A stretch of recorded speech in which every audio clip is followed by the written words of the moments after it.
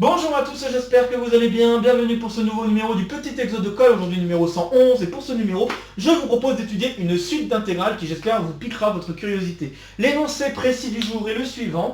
Pour a réel positif non nul, on aimerait étudier la nature de la suite d'intégrales que vous voyez ici, intégrale de 0 à a de sinus de t à la puissance n dt. Cet exercice m'a été proposé par l'un d'entre vous, vous allez voir le commentaire s'afficher en bas de l'écran. Merci à toi, toi qui m'avais proposé cet exercice et qui te reconnaîtra. Cet exercice peut surprenamment se faire en première année de classe préparatoire. Je dis surprenamment parce que je suis sûr que certains d'entre vous ont pensé à vouloir utiliser des théorèmes de convergence dominée, ce genre de choses qui permet notamment d'intervertir des questions de limite et d'intégrale. En vérité, il n'en est rien, on peut très bien attaquer cet exercice avec uniquement des outils de première année de classe préparatoire et c'est la résolution que je vais vous proposer aujourd'hui. Et donc j'affirme que cet exercice peut très bien se faire donc en première année de classe préparatoire à condition d'avoir un certain background autour des manipulations d'intégrales, bien évidemment. On pourra d'ailleurs noter qu'il y a une difficulté majeure à partir du choix de la valeur de a. Pour l'instant, je ne vais pas spoiler exactement ce qu'il en est, mais à savoir que suivant la valeur de a, il y a des cas de figure où on peut conclure très rapidement et des cas de figure où il va falloir vraiment faire un petit peu plus de choses. Voilà, j'ai pas grand chose à dire d'autre concernant cet exercice, donc je vous invite dès maintenant à faire une pause sur la vidéo pour essayer de résoudre cet exercice par vous-même avant que je ne vous dise quoi que ce soit d'autre. Ok, j'espère que vous avez essayé, je pense que c'est un très bon exercice pour se mettre au défi un petit peu d'études de suite et notamment de manipulation d'intégrales. On est parti donc pour la résolution et un cas de figure que vous auriez dû voir tout de suite et que vous devriez savoir faire par vous-même, c'est le cas de figure où a est plus grand que, enfin est plus petit que 1, pardon. Et justement la difficulté c'est quand a est plus grand que 1. Alors je vais donc d'abord traiter le cas facile, a plus petit ou égal à 1. Alors pour ce cas facile, on peut utiliser une inégalité assez classique du sinus. On sait que pour n'importe quel u dans l'intervalle 0 pi sur 2, eh bien on va avoir que sinus de u, c'est inférieur ou égal à u. En notant que pi sur 2, c'est une valeur plus grande que 1, on a alors pour n'importe quelle valeur compris entre 0 et 1, cette inégalité. Et comme on sait que t puissance n, si t est compris entre 0 et 1, t puissance n est toujours compris entre 0 et 1, on est sauvé. Donc, de plus, pour tout n entier naturel et pour tout t compris entre 0 et 1, on est assuré que que t puissance n d'abord est compris entre 0 et 1. Ça j'espère que c'est pas trop difficile à voir. Et donc, on a que sinus de t puissance n est inférieur ou égal à t puissance n. Au passage, sinus c'est une fonction positive, donc de plus, ajoutons à cela, je vais faire ça parce que attention, on va éviter des répétitions dans la rédaction. Donc, ajoutons à cela que la fonction sinus est croissante, même si ça n'a pas vraiment de gros intérêt, mais surtout positive sur l'intervalle 0 pi sur 2, mais en particulier donc sur l'intervalle 0, 1, nous avons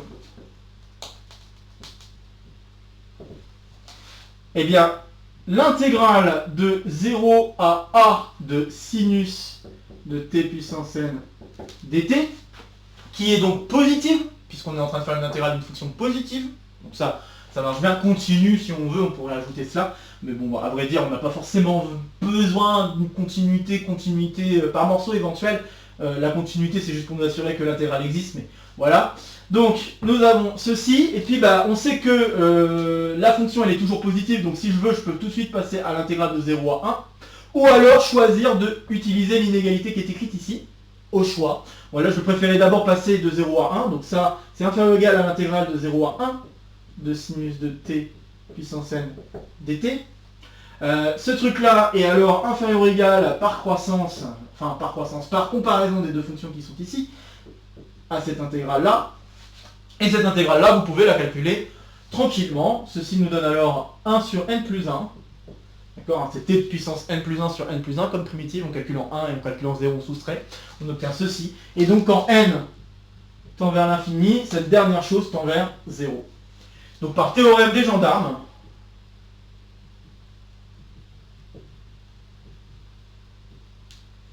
ou des encadrements si vous préférez, on conclut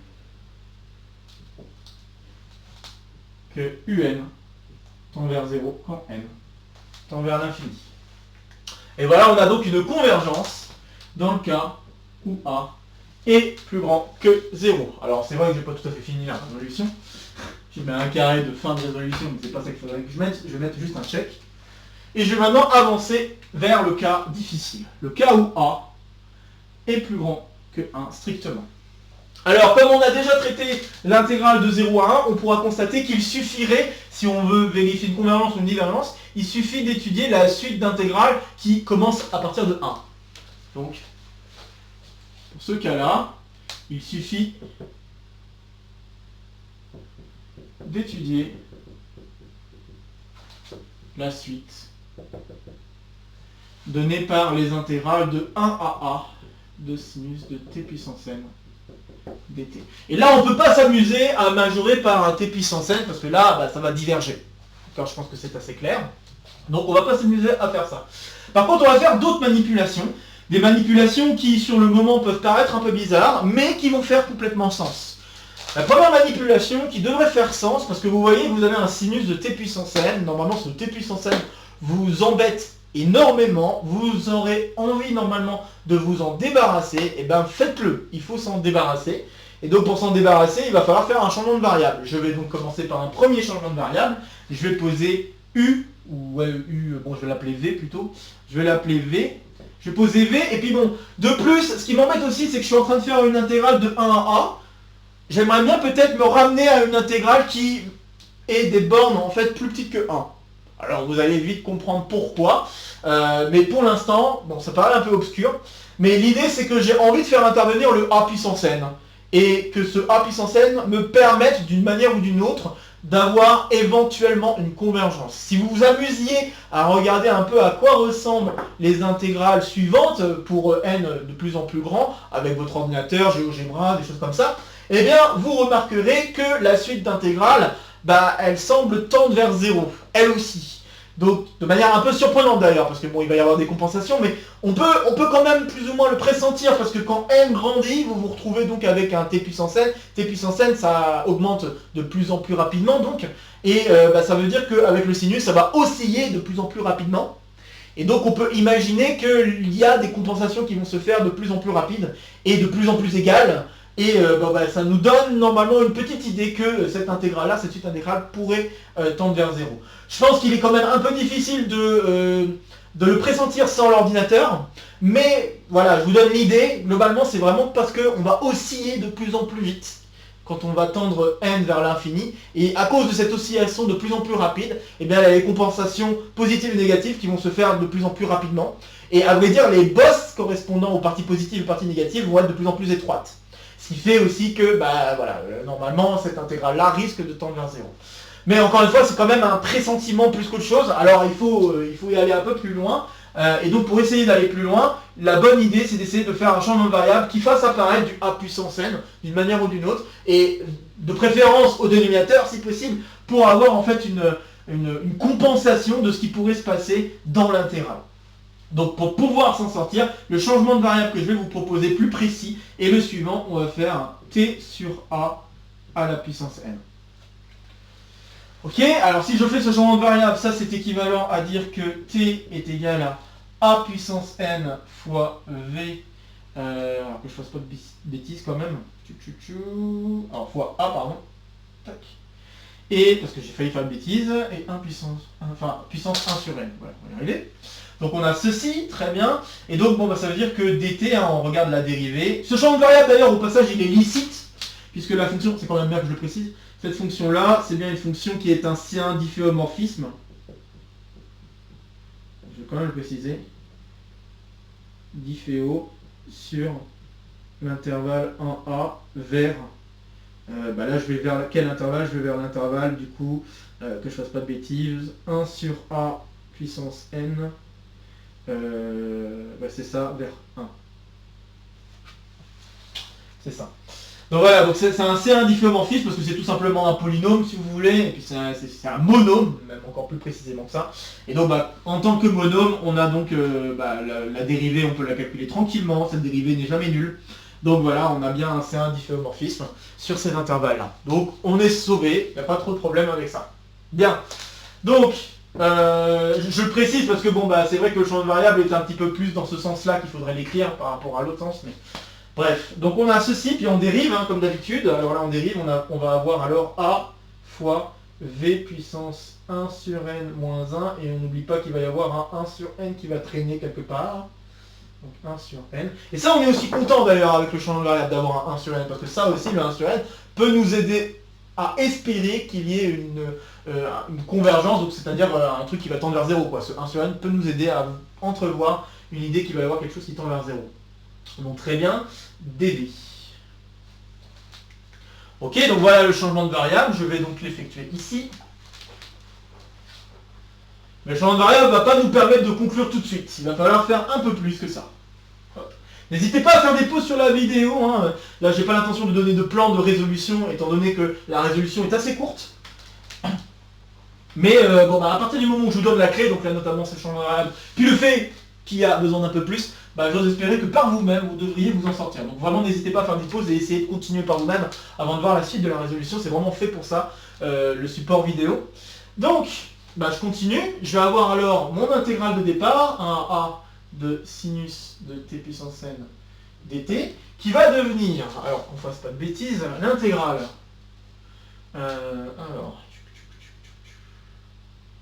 C'est ça. Donc l'intégrale de 1 sur A puissance n vers 1, de quoi? Eh bien de sinus de A puissance n fois V. Donc ça c'est cool. Et d'ailleurs c'est encore plus cool si on cherche à faire une primitive de sinus. Donc puisqu'on va avoir un divisé par A puissance n, et ça on est content. Et puis on va avoir cette chose là qui va apparaître, si on ne fait pas non plus de bêtises, on va donc avoir du 1 sur n, qu'on peut donc mettre en facteur si on veut, même le A avec. Tant qu'à faire, on va se faire plaisir. A sur n, fois intégrale de cette chose, avec un V à la puissance 1 sur n moins 1 dV. Donc voilà. Alors quand on voit cette chose, on peut être assez content de ce qu'on vient d'écrire, puisque là, ce sinus-là, on sait qu'il est borné, peu importe ce qui va se passer pour A puissance n, il est borné entre 1 et moins 1. Après, cette chose-là est peut-être un peu moins cool à manipuler directement, mais on va réussir à s'en sortir, parce que si vous voulez le manipuler directement, vous allez peut-être pas être très content. Je vais le faire vite fait pour vous montrer que ça va peut-être pas très bien se passer. Si vous pensez que majorer ce truc-là par 1 va suffire, pas sûr. En effet, si on s'amuse à écrire un petit peu ce qu'il en est, on va avoir ça fois l'intégrale donc de, alors qu'on fasse pas de bêtises, 1 sur 1 à n. C'est juste pour vous convaincre qu'il y a vraiment besoin de faire un petit peu plus que là où nous en sommes. Donc si je regarde ce truc-là, je veux une primitive de ce truc-là. Primitive de ce truc-là, ça va donc être V puissance 1 sur n sur 1 sur n. Et on va avoir de 1 sur A puissance n à 1, que je ne fasse pas de bêtises. Et donc on va avoir quoi? On va avoir le n qui va se simplifier. Je pense que c'est assez clair. Et on va avoir du A fois, on le calcule en 1. Et après on le calcule en ce truc-là. Donc on va avoir du moins 1 sur A. Et le puissance n, est-ce qu'il saute? Le puissance n, il saute. Bon, c'est plutôt pas mal. D'accord? Mais ça nous donne absolument rien sur une question de convergence. Vous voyez que ce que je viens d'écrire ne dépend plus de n. Bon d'accord, on peut simplifier, ça nous donne a-1, ça nous donne une majoration de cette intégrale, on est plutôt content, mais c'est pas une majoration qui nous permet de conclure une convergence. Donc ça montre qu'on a besoin d'aller un petit peu plus loin si on veut s'assurer qu'il y a bien une convergence, et notamment une convergence vers 0. Chose à laquelle je vais essayer de vous sensibiliser en vous disant que quand n va tendre vers l'infini, vous allez avoir de plus en plus d'oscillations, et donc de plus en plus de compensation. Ici, on ne le voit pas. On a une majoration de notre intégrale, on est content, mais ce n'est pas une majoration qui nous permet de conclure. Il faudra avoir une majoration qui dépend de n, et espérer que quand n tend vers l'infini, ça tend vers 0. D'accord ? Donc c'est vraiment cette idée-là qu'il faudra avoir, et là, vous voyez donc que si vous vous amusez à juste vous contenter de ça, et chercher à majorer ce truc-là, vous n'allez pas vous en sortir. Ok ? J'espère vous avoir convaincu. Et donc il faut faire un peu plus. Et ce un peu plus, bah, c'est ce que je commençais à vous dire aussi un peu plus tôt. Je vous ai dit, ah c'est pas mal ce truc là parce que si on fait une primitive, on va avoir un divisé par a puissance n. Et bien c'est ce qu'il faut exactement faire. Et donc, eh bien, on va faire une IPP, une intégration par partie, où nous allons faire une primitive de ce sinus et faire une dérivée de ce v puissance 1 sur n moins 1. Et grâce à ça, bah, on ose espérer qu'on puisse s'en sortir et donc majorer tout le truc pour faire en sorte que le a sur n qui est là soit suffisant pour que tout tende vers 0. Alors voyons un petit peu ce qui se passe. J'espère réussir au moins à vous faire pressentir les étapes, à vous faire comprendre pourquoi il faut faire un petit peu plus de choses, même si on a cette impression que cela suffit. Bah à vrai dire, non, ça suffit pas si on veut avoir vraiment de convergence, comme là j'ai dit, convergence vers 0. Donc, alors si on fait une IPP, a sur n, alors, comme j'ai dit, je vais faire une primitive de sinus, donc attention, on ne se plante pas. Primitive de sinus, c'est quoi? On n'oublie pas de faire un petit dessin. Moi, comme je l'ai déjà dit, je le fais à chaque fois, juste pour vous assurer, pour vous montrer que ça peut être utile de faire ces dessins. Donc, tac, ça c'est le cosinus, ça c'est le sinus, ok? Donc, comme le sinus est croissant, il faut que la dérivée soit positive, donc dérivée de sinus, c'est cosinus.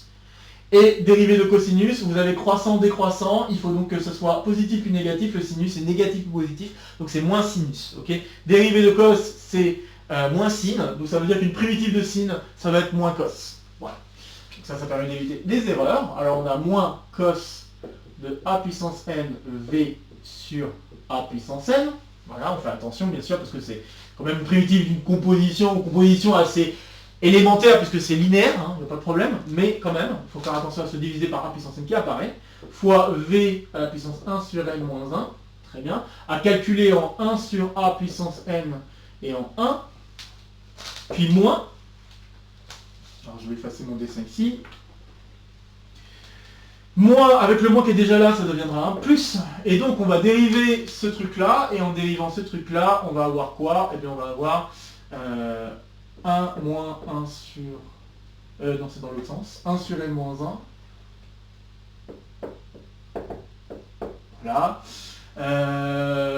Bon, je mettrai en facteur ce qu'il y a besoin de mettre en facteur après. Intégrale, donc de 1 sur a à la puissance n. 1 cosinus a puissance n v. V à la puissance 1 sur n moins 2 dv. Et donc j'oublie pas qu'il y a un divisé par a puissance n qui doit traîner, donc on va avoir ceci. En espérant ne pas avoir fait de bêtises. Très bien, c'est vrai que là, dans ce calcul, j'ai oublié de le mentionner, mais on va travailler avec n plus grand que 1. Je vous espérais que ça devait être clair. De toute façon, on veut étudier la nature de la suite, donc il est assez normal de se poser la question, quand n tend vers l'infini, on va pas prendre n égale 0, quoi. On peut prendre des n aussi grands qu'on veut. Donc à partir du début du calcul ici, j'ai considéré n plus grand que 1, voire même n plus grand que 2 pour que les calculs aient vraiment un sens et pourquoi on fait tout ça. Mais bon, bref, c'est juste une petite subtilité que j'ai oublié de mentionner et je le mentionne maintenant. Bien, alors nous en sommes ici, on est assez content de ce qu'on a là. Alors maintenant on va regarder ce qui se passe pour chacune de ces deux choses et on va essayer de montrer que chacune de ces deux choses est bornée. Si on a un peu de chance, en effet, si on arrive à montrer que ces deux choses sont bornées, alors on va pouvoir conclure. Puisque du coup, on a ça et ça qui est borné, et ça, ça tend vers 0. Donc on est content. Ok, alors allons-y. Commençons par regarder cette intégrale-là, enfin ce crochet-là. Donc si on regarde ce crochet-là, on va avoir quoi? On va avoir moins cos de a puissance n sur a puissance n, et le v je le remplace par 1, ça me donne tout simplement 1, on est content. Ensuite plus, et qu'est-ce qu'on va avoir d'autre? On va avoir donc cos a puissance n, mais divisé par a puissance n, donc ça fait cos 1 sur a puissance n. Puis après on a le a puissance n ici qui va apparaître ici, et donc, enfin le 1 sur a pardon, puissance n qui va apparaître ici, donc ça va faire sauter le 1 sur n qui est là, mais par contre il y a un moins 1 ici qui traîne, donc on va avoir du a, si je fais pas de bêtises, divisé par 1 sur a à la puissance n. Ok, donc on espère ne pas avoir fait de bêtises, puisque le a sur ça, c'est juste, j'ai calculé d'abord v à la puissance 1 sur n, puis après v à la puissance moins 1, et je remplace v par ce truc. C'est ce qui m'a donné cette fraction. Donc là, le crochet qui est ici est égal à ce que je viens d'écrire là. Ok. Et donc, je pense que c'est clair. Ce truc-là, c'est bien borné. D'accord? Puisque le a puissance n avec le 1 sur A puissance n, ça se simplifie, on est content. Et donc on se retrouve avec juste du A fois cosinus 1. A étant fixé, R positif non nul, hein, enfin dans les réels positifs non nuls, c'est ça que je veux dire. Eh bien c'est bon, ça c'est borné. Et puis ce truc-là, bah, comme A est plus grand strict à 1, ce truc-là, bah, ça tend vers 0. Puisque cosinus est borné, hein. Donc ça tend vers 0, encore une fois par gendarme, si vous voulez. Donc ça tend vers 0. Donc on est content. Déjà, le crochet, on sait qu'il est borné. Ok. Donc le crochet est borné. Maintenant, allons voir d'un peu plus près ce qui se passe ici. Et ce qui se passe ici, ben, on va faire exactement ce qu'on avait envie de faire juste auparavant. On avait envie, comme je l'ai proposé et je l'ai écrit, hein, juste pour vous en convaincre, on avait envie de borner le sinus en disant bah ça c'est plus petit que 1 et donc voir un petit peu ce qui se passe et espérer que finalement on ait une convergence. Malheureusement, vous avez montré que dans ce cas-là, on n'arrivait pas à une convergence, mais on arrivait quand même à borner ce qui se passait dans l'intégrale. Et avec ce A sur n qui traînait, on arrivait à borner. Et bien là, on devrait pouvoir s'en sortir et obtenir en fait une bornitude de ce truc-là. Et on va le voir, hein, on va maintenant expliciter ce qui se passe de ce côté-là. Ok ? Alors explicitons. On a donc du A 1 sur A puissance n fois 1 sur n moins 1. Et donc en valeur absolue, hein, je vais majorer en valeur absolue, je ne vais pas m'embêter. C'est donc inférieur ou égal à 1 à ce truc-là fois, alors bien sûr, du coup ce truc-là va dans l'autre sens, donc moins 1 sur n, parce que quand n est plus grand que 1, ben, bien sûr ce truc-là pourrait être négatif, enfin pourrait être positif ce truc-là, enfin négatif ce truc-là, donc positif ce truc-là. Très bien, et puis bon, bah, le cosinus je le majeure par 1 brutalement, je vais avoir donc l'intégrale de 1 sur A à la puissance n, 1 V à la puissance 1 sur n moins 2 dV. Ok, voyons où est-ce que cela nous mène. Donc si je m'amuse à donner une primitive de ce truc-là, bon bah primitive de ce truc-là c'est exactement la dérivée, donc là je vous rappelle qu'on avait dérivé ce truc-là, donc on va avoir alors, il faut juste faire attention aussi, mais on va avoir alors donc 1 sur A puissance n, je vais essayer de me débarrasser de ce truc-là en même temps, donc si je le mets là, et il va y avoir un moins donc, il va y avoir donc crochet, moins V à la puissance 1 sur n moins 1, et du coup je dois calculer en 1 sur A à la puissance n et en 1. En espérant ne pas avoir fait de bêtises. Je dois donc le calculer en 1 et le calculer en 1 sur A à la puissance n. Très bien, alors je le fais. Donc on va avoir 1 sur A à la puissance n. Et puis ici on va avoir du... alors, pas de bêtises. C'est pas le moment de faire de bêtises. Donc si je le calcule en 1, ça fait moins 1. Et puis si je le calcule ici, ben, ça va me donner comme tout à l'heure, comme je l'ai fait ici. C'est-à-dire ça va me donner donc plus A sur 1 sur A à la puissance n. Et donc vous pouvez constater, hein, tout se passe plutôt à merveille. On va se retrouver avec donc du moins 1 sur A puissance n, et puis plus, bah là la simplification avec le A puissance n ici, bah ça va me donner A, tout simplement. Donc on va se retrouver avec ça. Et ça je pense que c'est aussi clair que ce truc-là est borné. Hein. Donc on va avoir ceci qui tend vers 0, quand n tend vers l'infini, puisque A est plus grand que 1 strictement. Et puis bah ça c'est borné, hein, tout va bien. Ok. Donc qu'est-ce qu'on vient de réussir à montrer? Bien, on vient de réussir à montrer que le crochet ici est borné, ce truc-là aussi est borné, et vous êtes en train de multiplier par quelque chose qui tend vers 0. Bon bah voilà, c'est gagné. Donc, on va pouvoir conclure. Ainsi, vous avez alors que l'intégrale de 1 à A de sinus de t puissance n dt, encore une fois pour n plus grand que 1, hein, pour que ça ait un sens. Donc ce truc-là, il est majoré par A sur n fois un truc borné, hein, on va l'appeler B, d'accord? Donc il existe B. Je l'écris dans le bon sens.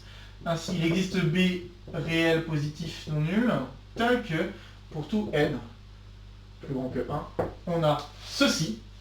Et donc bah ça tend vers 0. Et j'oublie pas, oui, que je regarde ce truc-là en valeur absolue quand même. Donc c'est-à-dire que je sais que ce truc-là est borné. Je sais que ce truc-là est borné. Quand je mets des valeurs absolues à tout le monde, bon, bah, la valeur absolue elle va rentrer par une égalité triangulaire si vous voulez. Et donc bah, ce truc-là est borné, ce truc-là est borné, on a gagné. Ok, hein. Donc bien sûr, je regardais, je l'ai dit plus ou moins dans mes calculs en disant bah là je mets des valeurs absolues notamment. Mais il faut que je le fasse du début, d'accord? Parce que la majoration que j'allais écrire, si je ne mets pas des valeurs absolues, ça ne permet pas tout à fait de conclure. Parce que là, la valeur absolue vous permet d'assurer que ce truc-là, il est bien positif. C'est ça l'avantage. Ok. Ce qui n'est pas forcément vrai, en toute généralité, bien sûr. C'est-à-dire que, enfin, ce qui n'est pas forcément vrai, c'est que j'enlève des valeurs absolues. C'est ça que je veux dire. Très bien. Donc on en arrive à ça, et donc comme j'ai dit, ça tend vers 0. Donc théorème des gendarmes, on est content. Des gendarmes. Et ça nous permet de conclure que ce truc-là tend vers 0 quand n tend vers l'infini. D'où, eh bien, un, c'est en fait l'intégrale de 0 à 1 de sinus de t puissance n dt, plus l'intégrale de 1 à a de sinus de t puissance n dt.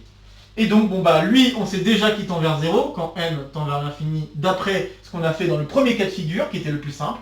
Et ceci, bah, grâce à tout ce qu'on vient de faire, tend également vers 0 quand n tend vers l'infini.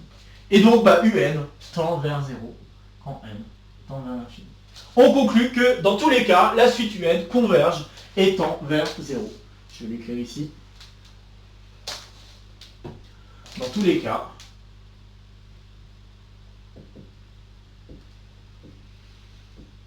un tend vers 0 quand n tend vers l'infini. D'où convergence.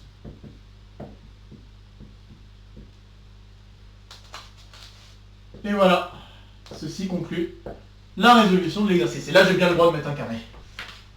Bon voilà, bah, c'est un très joli exercice. Hein. J'espère que vous êtes convaincus également comme moi que la résolution de cet exercice n'est pas si difficile. On n'a pas eu besoin d'énormément d'outils pour pouvoir conclure. Essentiellement des outils d'intégrale, hein, changement de variable, IPP, et puis bien sûr 2-3 petits trucs autour des fonctions cosinus et sinus. Hein, un petit peu de trigonométrie, vraiment de la trigonométrie toute gentille, hein, il n'y a pas eu besoin de grand chose. Mais voilà, bah, c'est je pense un très joli exercice et j'espère que ça vous aura plu. Et bah, vous avez pu noter comment on pouvait sauter un petit peu la difficulté qui se cachait notamment dans l'étude du cas où A est plus grand strict à 1. Bien, bah, j'ai pas grand chose d'autre à ajouter concernant cet exercice, donc comme d'habitude, n'hésitez pas à partager la vidéo si vous connaissez des camarades qui pourraient être intéressés par cette vidéo ou par le contenu de la chaîne de manière plus générale. N'hésitez pas à laisser en commentaire vos questions, vos remarques, vos retours concernant cet exercice et éventuellement si vous avez d'autres idées de résolution, bah, ça peut être sympa de les partager, on pourra toujours en discuter.